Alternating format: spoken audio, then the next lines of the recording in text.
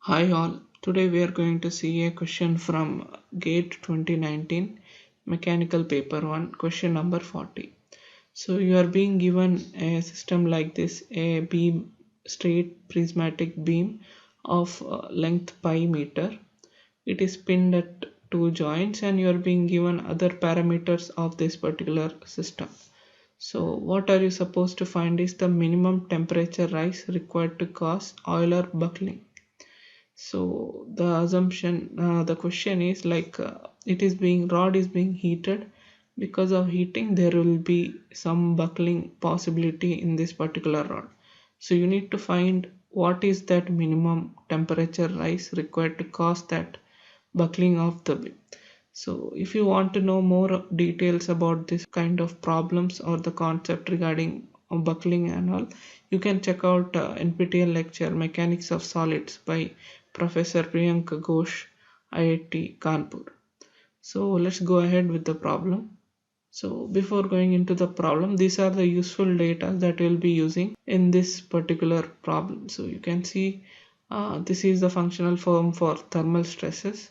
This we'll use to relate it with the critical buckling load, Euler's buckling theory. So most of these properties are given, so you need to equate the loads in both cases. So that is how we are going to solve this problem. So you are given a beam like this which is pin jointed at ends. So now its length is L. It is being heated and there is a possibility of buckling. So you need to find that temperature change. What are the thermal stresses that will be induced? So let's say sigma T is going to be your E alpha delta T. So this is the temperature change. Okay. So the load associated with this is going to be, say, PT by A alpha delta T. The load can be rewritten as EA alpha delta T. So A is the cross sectional area. Now according to buckling theory, if this load exceeds the buckling critical load formula, so critical load value, so that is again given to be here in this form. Okay, so let's say it is like this. So now you have to solve this particular inequality, or it can be greater than or equal to this. So let's, for the sake of simplicity, we'll be using equal. So your EE is going to cancel both sides. Your delta T has to be greater than, so let's take equal for now, by L square alpha and A. So now your I, so it is given that it is a square cross section. So let's say its side is A. So your I is going to be A raised to 4 by 12.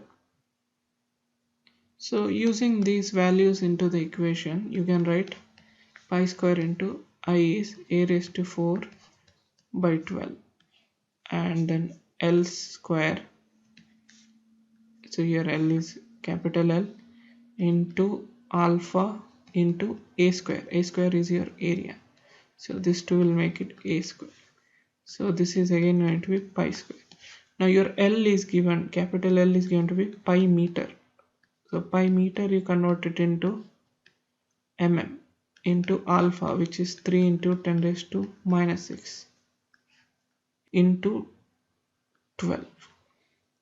So now a top you will get A square, which is 6 mm. So everything is in consistent unit, and when you solve this you are going to get 1. Therefore your delta T is equal to 1 Kelvin.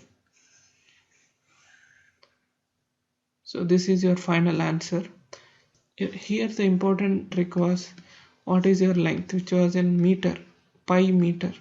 So that if you made a mistake in not converting it into mm, then you would have got a different answer. So it was a fairly simple problem.